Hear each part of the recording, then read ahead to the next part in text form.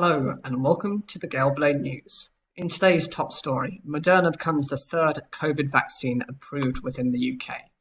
Prime Minister Boris Johnson has said it is excellent news that a third coronavirus vaccine has been approved for use in the UK. It is made by US company Moderna and works in a similar way to the Pfizer one already being offered on the NHS. The UK has pre-ordered 17 million doses of the Moderna vaccine, 10 million more than planned, but supplies are not expected to arrive until spring. It is the last COVID vaccine with final trial data published. There are hundreds still in development, with some expected to report findings in the near future. Around 1.5 million people in the UK have had at least one dose of a COVID vaccine so far, with either the Pfizer or AstraZeneca vaccines already approved by UK regulators.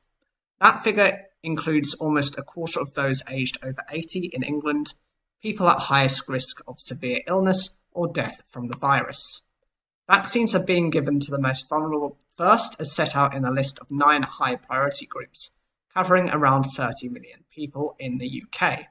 The Prime Minister has said the aim is to vaccinate 15 million people in the UK by mid-February, including care homes, residents and staff, frontline NHS staff, everyone over 70, and those who are clinically extremely vulnerable. Health and Social Care Secretary Matt Hancock said, "This is further great news and another weapon in our arsenal to tame this awful disease." The UK had originally ordered 7 million doses of the Moderna jab, but has increased this to get even more people immunised as quickly as possible.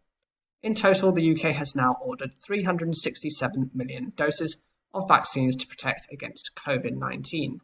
Nadim Sahawi, Vaccine Deployment Minister, said the NHS is pulling out all the stops to vaccinate those most at risk as quickly as possible, with over 1,000 vaccination sites live across the UK by the end of the week, to provide easy access to everyone, regardless of where they live. The Moderna vaccine will be a vital boost to those efforts and will help us return to normal faster.